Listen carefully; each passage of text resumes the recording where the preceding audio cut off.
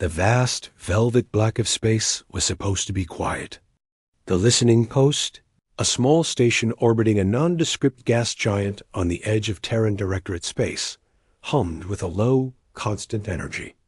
Its job was to listen to the galaxy, to sort the cosmic static from the whispers of new neighbors, the chatter of commerce, and the rare, chilling distress call. Myra Kim floated before the main array, her dark eyes scanning lines of data that flowed like a silent river. She was a xenolinguist, her talent finding the music in alien clicks and the meaning in strange, trilled songs. The station was quiet, save for the hum. Her colleague, Jinwoo Park, was in the small biolab module, tending to his samples of resilient lichen from a high-radiation moon. Myra's console gave a soft, insistent ping. A priority signal, flagged by the Galactic Consensus's emergency band. It was rare. She amplified it, her fingers dancing over the controls. What came through was not the clean, translated text of a standard alert. It was raw, unfiltered audio-visual data, a direct broadcast from a world her database tagged as Kelvin, home to the Kelith species. The image that resolved was beautiful and heartbreaking. The being had feathers like spun silver and amethyst, large, luminous eyes, and a delicate, beaked mouth. It stood in a chamber of living, polished wood, but through a wide arch behind it, Mira could see a sky turned a sickly, bruised purple. Elder Aria of the Crystal Wings, the translation matrix provided the title. The Elder's voice was a melody corrupted by static and something else, a raw, undeniable fear. The consensus hears us. We know. The translation whispered in Myra's ear as the Elder's warbles and clicks continued. They send their regrets.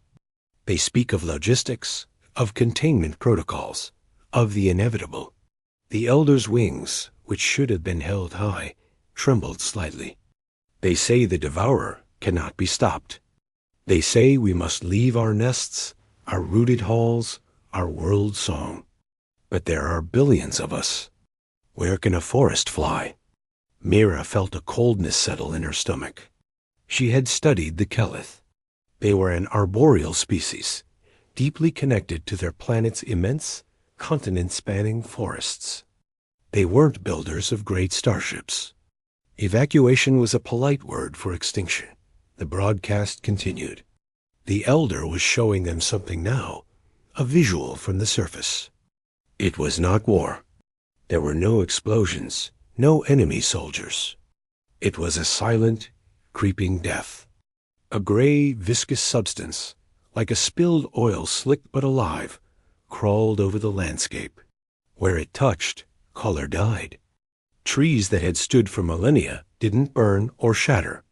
They simply dissolved, melting into the gray mass which seemed to grow thicker, stronger from their consumption. It was a plague. A biomechanical scavenger, the report scrolled, self-replicating, converting complex organic matter into simple fuel for its expansion. The swarm does not hate, Aria warbled, a sound of pure despair. It does not reason. It only consumes. It has taken the eastern continents. The great singing rivers are silent, choked with ash that was once life. It comes for the heartwood now, our last refuge. The consensus tells us to be dignified in our end. The Elder's large eyes looked directly into the transmission pickup, as if seeing across the light years into Myra's own. We are not warriors. Our songs cannot fight this silence. Our wings cannot carry us from this shadow. We have nothing left but our voices. So we raise them one last time, not in song, but in a plea. Aria spread her frail, shimmering wings wide, a gesture of utter vulnerability.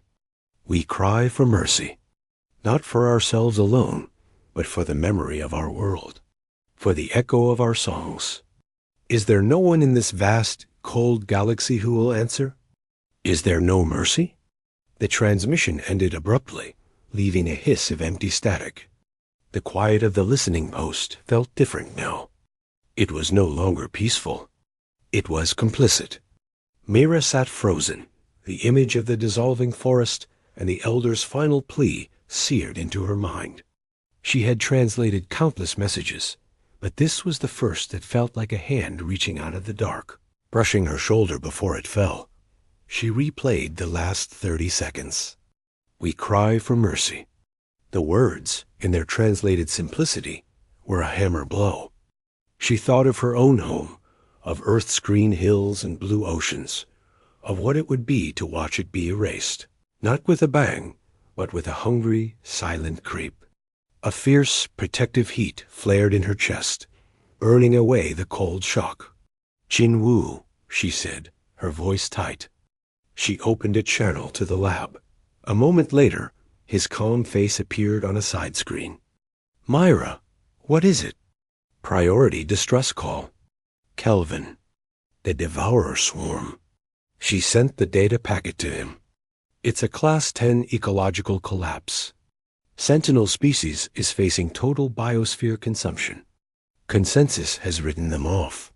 She watched as Jin-Woo's eyes, usually so focused on microscopic worlds, scanned the summary, then the visuals. His face, normally so still and composed, hardened. He saw the same thing she did, but through a different lens. Where Myra saw the tragedy, Jin-Woo, the ecologist, saw the atrocity, the absolute violation of a living world. He saw the swarm not as an enemy, but as the ultimate invasive species, a cancer on a galactic scale. "This is not a military problem," he said quietly, his voice like stone. "This is an extermination. We have to forward this," Myra said, her fingers already moving. "Full package. Directorate High Command, Xenological Emergency Branch, and—" She paused, then added a personal annotation, typing with decisive strokes. "World-class ecological collapse. Sentient species facing imminent extinction. Moral imperative is clear. Recommend immediate assessment." She sent it. The ping of the transmission, leaving their small station, seemed absurdly small, a pebble tossed into an ocean of indifference. They both knew the odds. The Terran Sol Directorate was new to the galactic consensus, viewed with a mix of curiosity and caution. Their voice was small, and the consensus, with its older, more powerful members, had already made its decision. "They won't come," Jin-Woo said, not with bitterness, but with a terrible certainty. He was looking at the frozen image of the Devourer's advance. "They will see it as a waste of resources. A contained problem." "Then we are listening to a eulogy," Mira whispered, her hand resting on the console where the plea had played. For a long time, they were silent in their separate modules, connected by the shared weight of the knowledge. The galaxy had heard a cry for mercy and had offered only a resigned sigh. The quiet of the station was no longer complicit. It was now a tomb for hope. Mira kept her eyes on the star chart, on the distant, flickering light that was Calvan.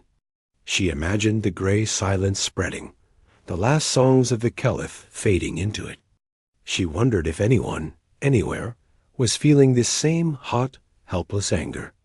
She did not know that her message, with its simple, powerful annotation, was already flashing on screens far away, triggering a different kind of protocol, one not found in any galactic consensus manual, one that was uniquely, terrifyingly human.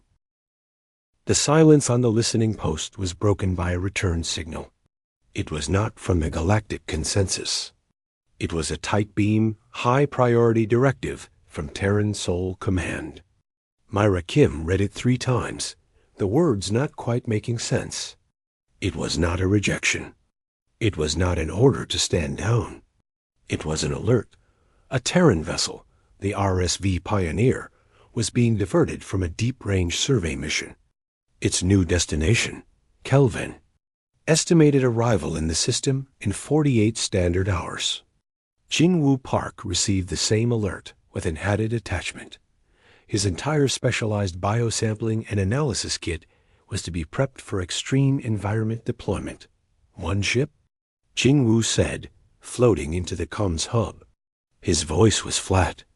They are sending one survey vessel. It is the closest ship with the right profile, Mira read from the supplementary file. Her heart, which had leaped for a second, now sank. The Pioneer was not a warship. It was a floating laboratory, designed for peaceful first contact and planetary study. Its only defenses were light shielding meant for micrometeorites. It was a gesture, she thought. A symbolic one. A ship to bear witness, perhaps to offer a dignified evacuation for a handful of Kelith elders. The thought felt like ash in her mouth. The journey to the Kelvin system passed in a blur of grim preparation. The Pioneer was small, its crew just 20 specialists. Jingwu and Mira were joined by Hanyul Choi, the ship's chief engineer, a practical woman with hands that were always slightly stained with machine grease. She had been briefed, and her reaction was to immediately run diagnostics on all the ship's non-essential systems. "If we are going to be a lifeboat," she had muttered, "we will be an efficient one." No one spoke of fighting the swarm. The briefing files from the consensus were clear. Energy weapons were useless, only feeding the swarm's growth. Physical projectiles were absorbed and broken down. The Devourer was classified as an unstoppable force, a natural disaster. The unspoken mission was clear: observe, document, and if possible, rescue a symbolic few. The mood on the ship was heavy, like a funeral procession dot, when the Pioneer dropped out of its faster-than-light travel. The sight of Kelvin stole the breath from everyone on the bridge. From a distance, it was a world of stunning beauty, swirls of green and blue. But as they drew closer, the stain became visible. A vast, gray-black blotch covered nearly a third of the planet, lifeless and still. It was like seeing a beautiful painting that had been burned in one corner, the burn slowly eating the rest of the image.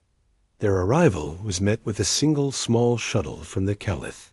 There was no fanfare, no greeting party. The landing coordinates led them to a clearing at the very edge of the Heartwood, the last great forest. The air outside, when the ramp lowered, was thick and carried a strange, metallic scent under the normal smells of soil and growing things. It was the smell of the edge, of something vast and hungry just over the horizon. Elder Arya was there, as she had been in the broadcast, but she seemed smaller now. Her silver and purple feathers dulled, as if coated in a fine dust. Beside her stood a taller, more rigid Kelith with dark, navy blue feathers and alert, wary eyes. Scout Tove. His body was tense, his hands resting near the simple energy sidearm at his hip. Myra stepped forward first, her hands open at her sides in the universal gesture of peace she had studied. "Elder Arya, I am Myra Kim.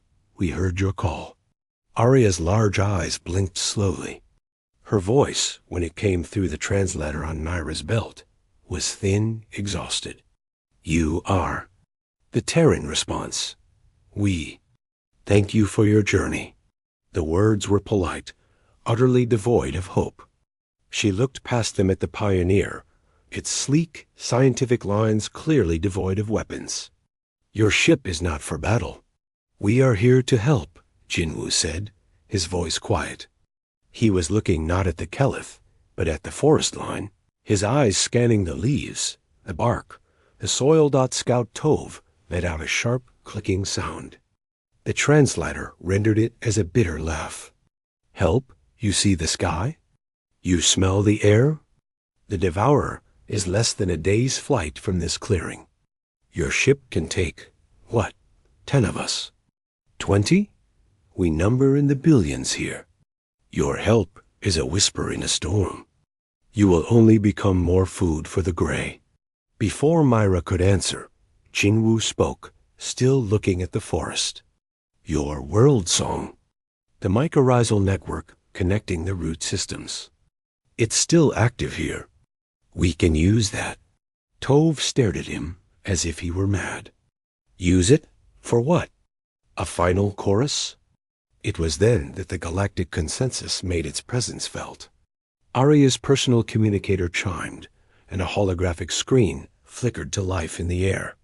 The being depicted was a Glyran, its amphibious skin glistening, its expression one of bureaucratic patience. Elder Arya, sensors show a non-consensus vessel has made planetfall. We register it as Terran Sole Directorate, classification, scientific survey. This is an unapproved intervention in a consensus-managed crisis zone.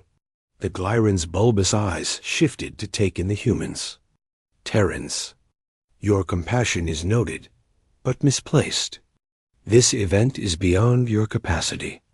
The Devourer swarm is a force of nature. You are ordered to withdraw immediately.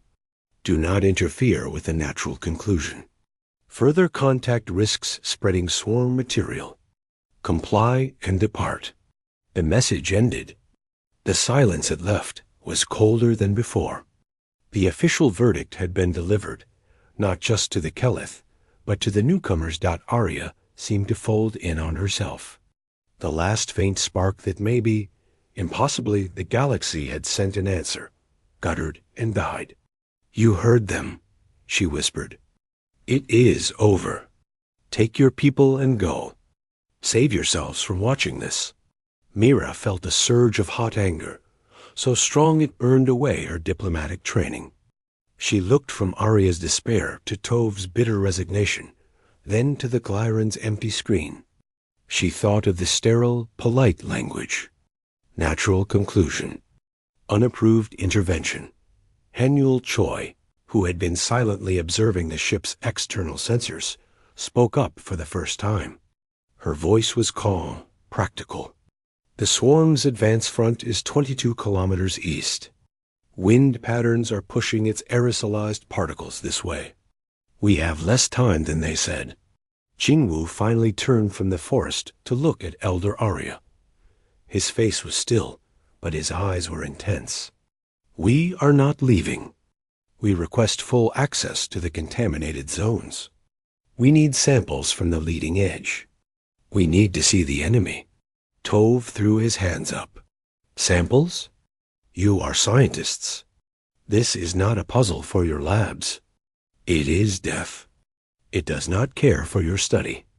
That is exactly why we must study it, Jinwoo said, his voice low. Please, grant us access.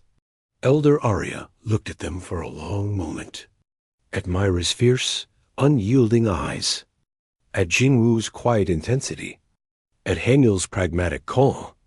They were not behaving like doomed beings. There was no panic in them. Only a frightening focus.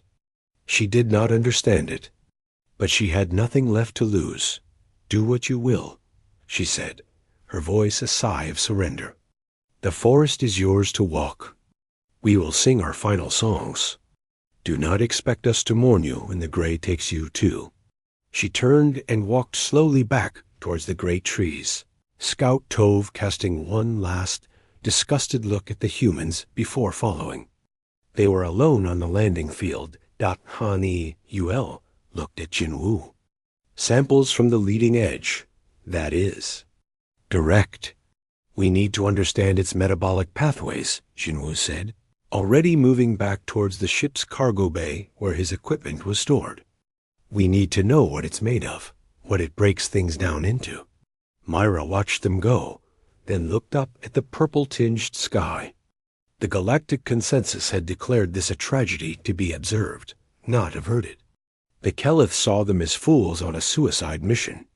They had one unarmed science ship against a planet-eating plague. The numbers, the logic, the entire galaxy was against them. But as she stood there, she remembered the heat in her chest on the listening post. She saw it now in Jinwoo's focused movements, in the set of Henul's shoulders. It wasn't hope. It was something else. Something older. The consensus saw a natural conclusion. The humans saw a problem. And humanity's relationship with problems, especially the kind that threatened entire worlds, had never been one of polite observation. It was a quiet, humming in her veins. They had been ordered not to interfere. They were about to do much more than that. Jinwoo Park moved through the dying forest with a silence that seemed to absorb the fear around him. He wore a standard environment suit, but his pack was full of equipment that was not standard at all. Small, clear canisters held dark, swirling liquids. Drones the size of his hand hummed softly, taking readings of the soil and air. Ahead, the green of the heartwood ended in a stark line. Beyond it lay the gray. It was not a dead land. It was an anti-land. The ground was covered in a thick, viscous carpet that pulsed slowly like a sleeping beast.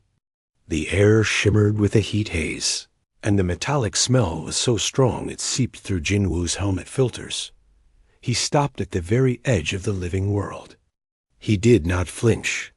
He knelt, and with a long, precise tool, he scraped a sample of the gray material into a containment cylinder. The substance reacted immediately, surging up the tool as if trying to consume it. Jinwoo watched, his eyes sharp behind his visor, noting the speed, the texture. He sealed the cylinder, and the gray inside went still, then began to slowly bubble, testing its new prison. Back at the mobile lab set up near the Pioneer, he got to work. Hanyul Choi had established a power grid, running silent generators that fed energy to Jinwoo's analysis machines and to the 3 large, metallic pylons she was assembling. They did not look like weapons. They looked like strange, angular sculptures. Mira Kim was not with them. She was in the Keleth's refuge, a great hall grown from the interwoven trunks of ancient trees. She sat with Elder Arya and a circle of other elders, their songs of mourning a low, haunting background hum. Scout Tove stood by the entrance, his eyes constantly darting to the humans outside through the open archway. "You must understand their perspective," Mira was saying softly, her translator converting her words into gentle clicks and warbles. "They are not soldiers. They are gardeners, but for a very different kind of garden." Arya's large, luminous eyes were fixed on Myra. "A garden is a place of life. They walk towards death. Why does your engineer build, Art?" She gestured weakly towards Hanyul's pylons. "I do not know yet," Myra admitted honestly. "But I trust them. They see things differently. They see foolishness," Tove snapped from the doorway. "The gray comes, and they tinker." As if summoned by his words, a deep, unnatural tremor passed through the ground.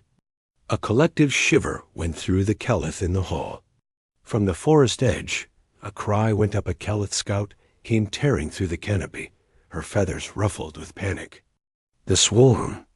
It has accelerated. It moves. It comes." The final, slow advance had begun. The gray tide was now a wave, cresting over the last ridges before the heartwood, a silent, rolling front of annihilation. The songs in the hall stopped, replaced by a silence of pure dread. Outside, an alarm chimed softly on Hanyul's datapad. She looked up from her pylon, her face grim. "Jinwoo, we're out of time. Initiation threshold in 10 minutes. Jinwoo did not look up from his microscope screen. On it, the gray substance was magnified 1,000 times. It was a frenzy of nanoscopic machines, breaking down a sliver of Keleth plant matter, converting it into more of themselves. It was elegant. It was horrific. He had seen enough. "Initiate the resonance field," he said, his voice calm. "Full spectrum, dispersion pattern alpha." Hanyul's fingers flew over her console. The 3 pylons, now planted in a triangle around the lab and the ship, began to glow with a deep blue light. They emitted no sound a human or Keleth could hear, but a vibration passed through the air and the earth, a subsonic hum that made the teeth ache. Nothing happened. The gray wave continued its slow, inevitable roll down the slope toward the first line of immense trees dotting the great hall. Tove let out a bitter chirp. "Their art hums. The swarm does not care." But then, the leading edge of the swarm, touched the invisible boundary of Hanyul's resonance field. The effect was not an explosion. It was a stutter. The smooth, uniform front of the gray mass rippled. The pulsating rhythm of its growth faltered. It was like watching a machine sputter and misfire. The advance slowed, then stopped, piling up against an unseen wall. A low, grinding screech, the first sound the swarm had ever made, emanated from the stalled front. It was the sound of 1,000,000,000,000 tiny machines being disrupted. Harriet rose to her feet, her wings half spread in shock. "What is this?" Mira stood up, her heart hammering. "They are confusing it, breaking its cohesion." The swarm was not defeated. It was adapting. The piled-up mass began to thicken, to concentrate, pushing against the resonant field like a battering ram. The screeching grew louder. One of Hanyul's pylons sparked, its blue light flickering. "It's learning to counter the frequency." Hanyul called out, her voice tight. "I can shift it, but it will adapt again." "It's a stopgap, Jinwoo." Jinwoo was already moving. He had left the lab and was walking, not towards the ship, but towards the stalled gray wall.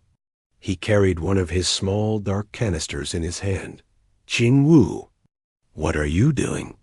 Myra's voice screamed over the comms. He didn't answer.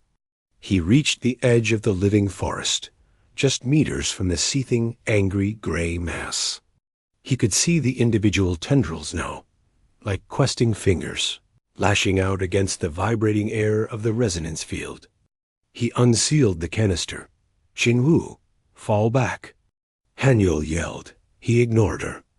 With a practiced motion, he hurled the contents of the canister, a cloud of fine, black powder, directly into the heart of the swarm front. For a second, nothing. Then, the gray mass seemed to boil. The black powder was not being consumed. It was consuming. Where it landed, the gray turned black, then crumbled into a dry, inert dust. The swarm recoiled from the infection within itself, but the black dust spread, multiplying with terrifying speed. A spreading rot dot. The swarm reacted with a blind, instinctual fury. A thick, whip-like tendril, concentrated and strong, shot out from the main mass. It bypassed the weakening resonance field at a low angle. It moved faster than anything that size should, a blur of hungry gray. It was aimed directly at Jinwoo, the source of this new attack. "Jinwoo!" Myra screamed. He turned, but too slowly. The tendril, as thick as his leg, struck him across the chest. The impact knocked him off his feet, sending him sprawling onto the mossy forest floor. His environment suit ripped open at the point of impact. Time seemed to freeze for Mira, watching from the archway. For Hanyul, her hands frozen over her controls. For Tove and Arya, their eyes wide with the expected, inevitable conclusion. The gray tendril, coated in its own dissolving nanites, writhed over Jinwoo's torso, seeking to latch on. To begin the process of breaking him down into fuel, Dot touched his skin, and it recoiled. It did not just pull back. It convulsed. The smooth, oily surface of the tendril, where it had made contact, sizzled and turned a sickly brown. It began to smoke, a foul, acrid smoke. The tendril thrashed wildly, as if in agony, and the section that had touched Jinwoo dissolved, not into more gray swarm, but into a harmless, ashy powder. The rest of the tendril retracted back into the main mass, which itself seemed to ripple in confusion and pain. The grinding screech took on a new, higher pitch, a sound of distress. Jinwoo pushed himself up onto his elbows. He looked down at the torn suit, at the angry red mark on his chest from the blow. His skin was unbroken. Where the devourer had touched him, it was the devourer that had been destroyed. A profound, deafening silence fell over the clearing. The only sounds were the fading screech of the swarm and the hum of Hanyul's pylons. Jinwoo got slowly to his feet. He brushed the gray ash, the remains of the tendril, from his suit. He looked at the swarm, which was now actively pulling back from the forest edge. Repelled by the resonance, and reeling from the toxic infection spreading within it and from the shocking, caustic contact with his own biology, he keyed his comms, his voice flat, calm, and carrying to everyone on the channel, his crew. The Kelith in the hall. Hypothesis confirmed. The swarm's metabolic pathway is incompatible with baseline Terran biochemistry. Our cells are poisonous to it. The nanite culture is ready for wide dispersal. Hanul, prepare the aerosol dispensers. In the great hall, Scout Tove was staring, his weapon forgotten in his hand. He was not looking at the retreating swarm. He was looking at the human, standing tall amidst the smoke of the monster that had just tried to eat him and failed. The human who was not a soldier or a scientist or a fool. He was something else. Elder Arya slowly turned her head to look at Myra Kim, her eyes wider than Myra had ever seen them. The despair was gone, burned away by a new, raw, and terrifying understanding. Myra met her gaze, the words of the galactic consensus echoing in her mind. Do not interfere. She thought of Jinwu's unbreakable skin, of Hanul's resonators that broke machine cohesion, of the black powder that ate the plague. They weren't using tools from a ship. They were using tools from Earth. You asked what manner of people we are, Mira said softly, her voice carrying in the terrible quiet. We are the kind from a world where everything is trying to live, and where everything that lives learns how to fight. The clearing was no longer a place of mourning. It had become a command center for a quiet, terrifying kind of war. The gray swarm had pulled back 1/2 kilometer, a stunned and wounded animal licking its burns. The silence was now charged, electric with a new kind of fear. Scout Tove could not take his eyes off Jinwu Park. The human had returned to the mobile lab, the torn section of his environment suit flapping. He was calmly swabbing the red mark on his chest with a disinfectant wipe, as if he had scraped himself on a branch, not been struck by a planet-killing horror. Tove's mind kept replaying the image, the sizzle, the smoke, the swarm's tendril dissolving from the touch of the human's flesh. It defied every law of nature he knew. Elder Arya stood beside Mira Kim at the entrance to the great hall. The elder's delicate frame was rigid, her feathers pressed tight against her body. Your blood, she warbled, the translator struggling with the tremble in her voice. Your very blood. Burns it? Mira kept her gaze on Hanul and Jinwu, who were now loading large drum-like canisters onto a small automated drone. Not just blood, Myra said, her own voice low. Skin cells, sweat, saliva. Our biology is a hostile environment to the swarm. It evolved to break down the organic chemistry of most life in this galaxy.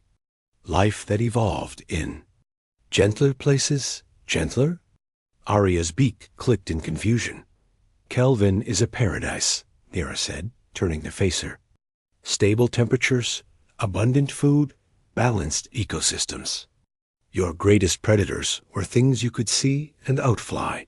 She gestured towards Jinwu, who was now programming the drone's flight path. Earth was not gentle. Our atmosphere was a toxic soup. Our geology was violent.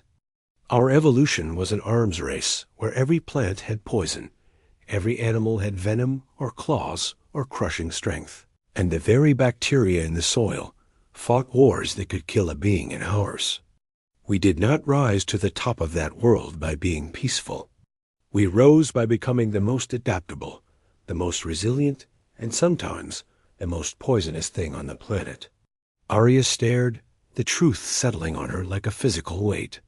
The humans were not using weapons they had brought. They were being the weapon. The galaxy had sent healers, or warriors, or diplomats. It had sent predators. Specialized ultimate predators for a thing like the swarm. Hanul's voice cut through the air on the open comms.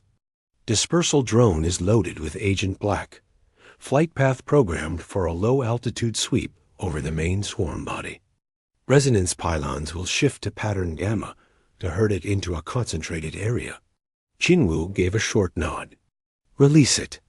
The drone, humming softly, lifted off and sped towards the gray mass on the horizon. They all watched on a monitor as it reached the edge of the swarm and began to spray a fine black mist. Where the mist fell, the effect was instantaneous and voracious.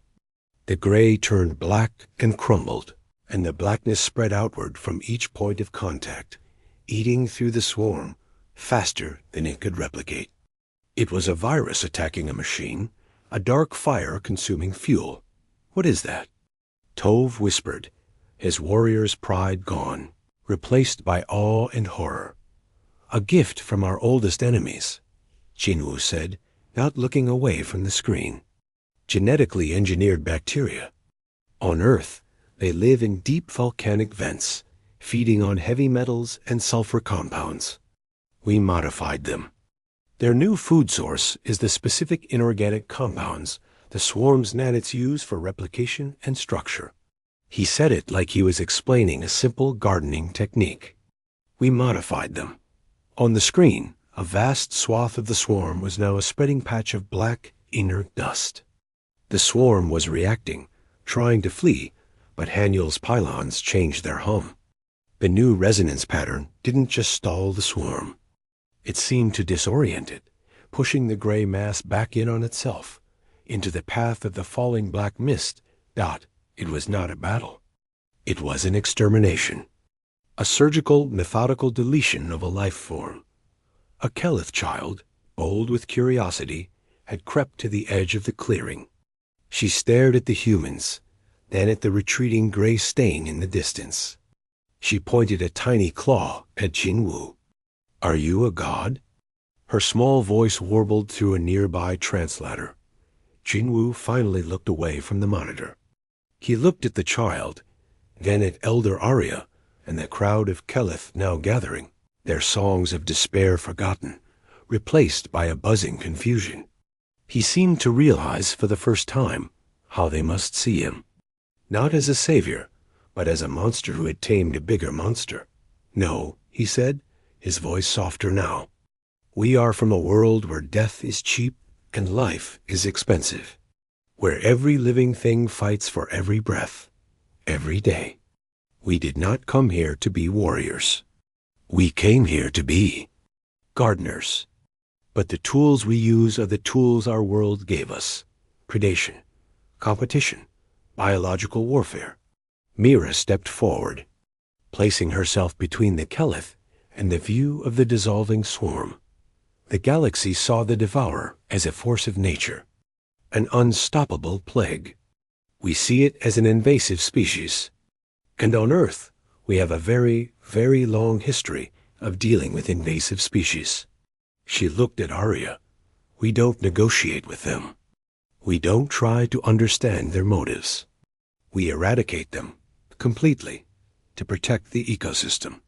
Arya slowly folded her wings, the gesture one of deep, troubled thought. You are saving our world, but you are showing us a terror greater than the swarm. The swarm was mindless. You are not. You choose this. Hanuel powered down the drone controls as the last of the visible swarm on the sensor mat dissolved into harmless particulate. She wiped her greasy hands on her pants and walked over. It is not a choice, she said, her tone matter of fact. It is what we are. You build your homes from living wood.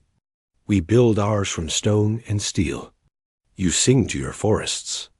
We scanned that swarm, found its weakness, and engineered a counteragent in 6 hours. Different tools. Different minds. She pointed at the now dormant resonance pylon beside her. That doesn't shoot a beam. It plays a song that breaks tiny machines. Jinwoo's bacteria don't attack living flesh. They attack the non-organic waste products of the swarm. We are not beasts. She paused, and a flicker of something hard passed over her face. But we are the children of a beast of a world. And when something threatens a world, we know what to do. The implications settled over the Keleth like a cold fog. They were saved. Their world would live. The songs would continue. But they had seen behind the curtain of the universe. They had learned that in the dark, between the stars, there were not just friends or enemies. There were forces. And humanity was not a civilized species playing with guns. They were a natural force wearing a civilized skin. The swarm had been a mindless devourer. The Terrans were a conscious, calculating devourer of DEVOURERS. Scout Tove approached Jinwoo. He did not look him in the eye. He looked at the ground near his feet, a sign of deep respect and deeper fear. You walked into its grasp, Tove said. You were not afraid. Jinwoo considered this. I was afraid, he said honestly, but I was more afraid of failing. On Earth, fear is not a reason to stop. It is the first ingredient. The first thing you feel before you do what needs to be done. He looked past Tove to where the first green shoots were already pushing through the ashy, now fertile ground where the swarm had died. A balance was already beginning to restore itself.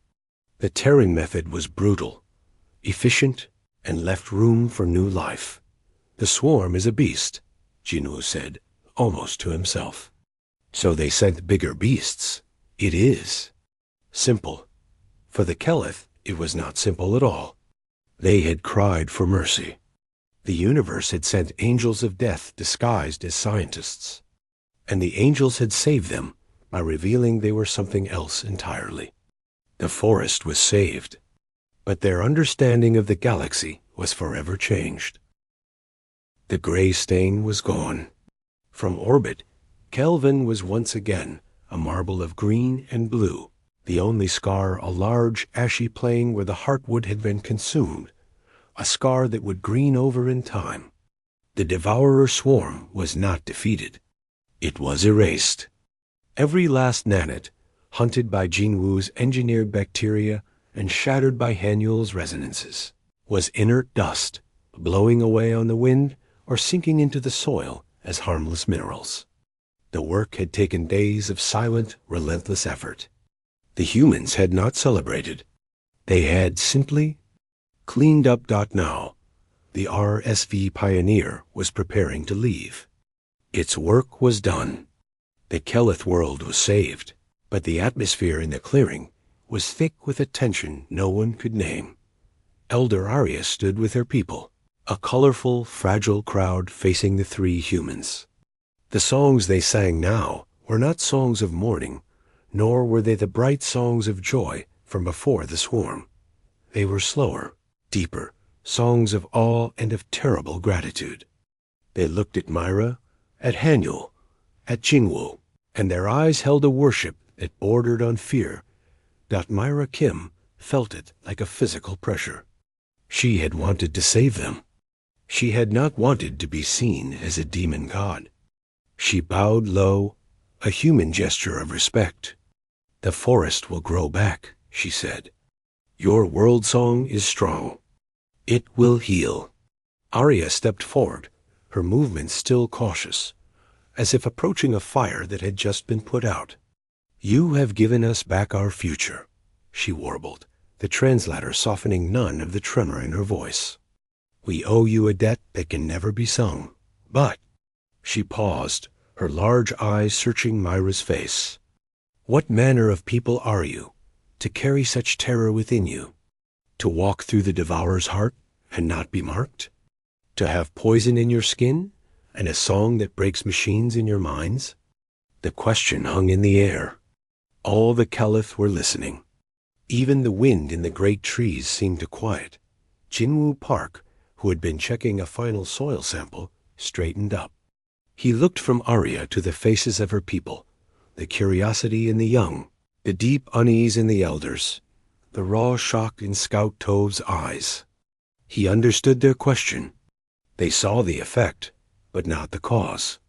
They saw the monster, not the cradle that made it.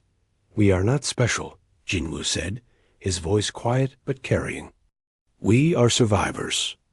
Our world, Earth, it does not forgive. A single scratch from the wrong plant can bring a slow, paralyzing death. A bite from a small insect can carry a fever that burns the mind. The very air, long ago, was poison.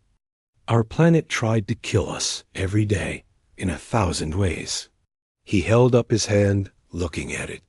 "This is not a weapon. It is a record of every disease we survived, every toxin we adapted to, every predator we outlasted. The poison, you see, is just life. Our kind of life." Hanyul Choi walked over, wiping her hands on a cloth. She nodded towards her now dismantled pylons, packed neatly in their cases. "You think what we did was war. It was not war. It was pest control. On Earth, if a hive of insects threatens your home, you do not reason with them. You find what kills them and you use it. You feel no hatred. You just solve the problem." She shrugged. "The swarm was a very big insect." Myra added, her voice gentle but firm. "You cried for mercy. The galactic consensus heard you and saw only a lost cause. They offered dignified silence. We heard you and saw a problem that needed solving. Our mercy looks different. It is not a soft hand. It is a shield. It is not a kind word. It is an action. It is not always pretty, but it is effective." Arya absorbed this, her feathers ruffling in a slow wave of thought. Different kinds of mercy. The galaxy's mercy was to look away from the painful end. Humanity's mercy was to walk into the fire and strangle it with bare hands. Which was truly more compassionate? The question was too big for her heart. Scout, Tove finally spoke, his voice rough. "The galaxy will hear of this. They saw one small science ship go to a dead world.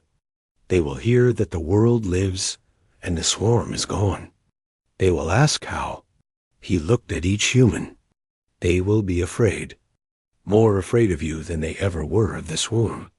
Jinwu met his gaze and held it. "Let them be afraid," he said. There was no threat in his voice. It was a simple fact, as calm as stating the weather. "But also let them remember. The Keleth cried for mercy. No one in all your great consensus came. We came. We are the beasts from the dark forest. But we came." He picked up his sample case and turned towards the ramp of the Pioneer. His words seemed to echo in the clearing, mixing with the scent of new growth and cold ashes. "We are the beasts. But we came. It was the whole terrifying truth. The galaxy had angels of light and reason. They had sent their thoughts and prayers. But when the shadow fell, it was the beasts from the death world who answered the cry. Not because they were good, but because they understood extinction in their bones. And they would not let it happen to a world that still had songs to sing. Not while they had the strength to fight." Mira offered a final small smile to Elder Arya. "Your songs are beautiful. Keep singing them." Then the 3 humans turned and walked up the ramp. No grand ceremony. No final words. The business was finished. The ramp closed with a soft hiss. The Keleth stood in the clearing, watching as the sleek, unmarked ship hummed to life. It lifted from the mossy ground, turned silently, and shot upwards, becoming a speck against the blue sky, then vanishing into the stars. For a long time, no one spoke. The forest sounds began to return, the chatter of hidden creatures, the rustle of leaves. Life moving on. Elder Arya looked at the sky where the ship had disappeared. She thought of the humans' final words. Let them remember. She would remember. Her people would remember. They would sing new songs now, alongside the old ones. Songs of the gray tide, and songs of the quiet, deadly gardeners who arrived in its wake, whose touch was fire and whose mercy was a final, absolute solution. The galactic consensus would soon buzz with the news. A miracle on Kelvin. But the reports from Scout Tove, from the Elders, would not speak of miracles. They would speak of resonance fields that broke machine minds, of black dust that ate the devourer from within, of a man whose skin burned the enemy's touch. They would speak of a mercy that looked like annihilation, delivered not by soldiers, but by scientists who saw a cosmic plague and treated it like a weed in their garden, not in the grand political halls of the galaxy. A new kind of fear would take root, a cold, slow-dawning realization. Humanity was not just another species. They were a force of nature, civilized and self-aware. They had looked at the nightmare of the devourer swarm and had not seen an unstoppable tragedy. They had seen a solvable problem. And as the Pioneer sped back towards the stars, its crew already analyzing the data, already discussing better methods for next time, the galaxy slept a little less soundly. It had learned a new ancient lesson. When the gentle cry for mercy, the universe may send angels, but sometimes only the beasts will do.